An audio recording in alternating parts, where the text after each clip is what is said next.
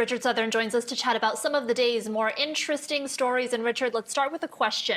Would you want to spend a night at the Toronto Zoo? Depends with in what animal enclosure I'd be in, Erica. What about you?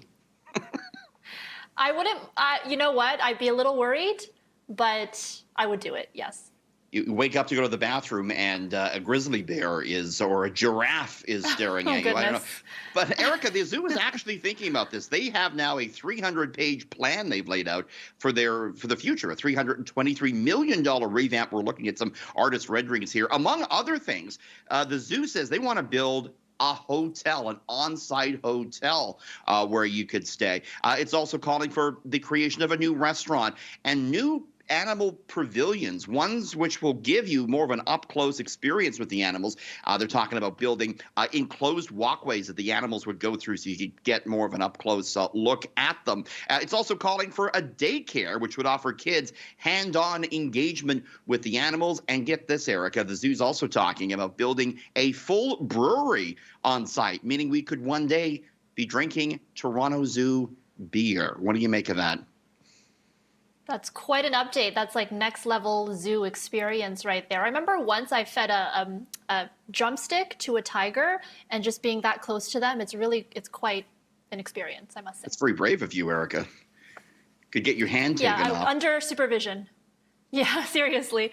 Okay, astronomers have made a gigantic discovery some 3 billion light years away, Richard. Yeah, when we say gigantic, we're actually referring here to the biggest galactic object ever discovered. It's a new galaxy that was discovered by astronomers. It's about 3 billion light years away from us. It's what they call a radio galaxy, and it measures 5 megaparsecs. That's 16.3 million light years long. This thing is a mammoth.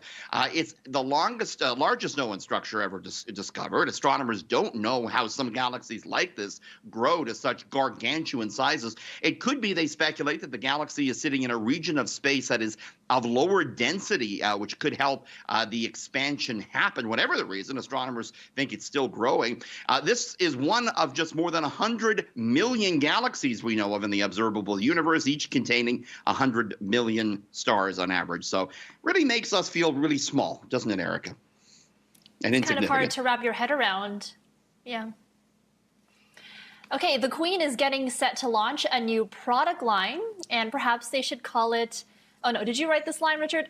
Catching up with the royals. That's our excellent producer, Mike Visser, coming up with that line. Yes, Her Majesty the Queen is coming. She's coming out with her own ketchup, Erica. You could have some royal ketchup in your fridge before you know it.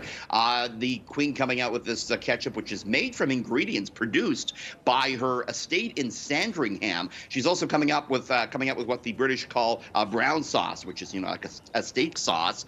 It's not cheap. The ketchup will sell for $9 a bottle, and it isn't the first time Her Majesty has stepped into the food and beverage world. In 2020, Buckingham Palace launched its very own gin, with many of the ingredients coming from the Queen's backyard. She does like, I think, a little bit of gin. There's the Queen looking good. There was a bit of a COVID scare, but apparently she's fine, and she's looking good, Eric, and she's coming out with her own ketchup. How about that?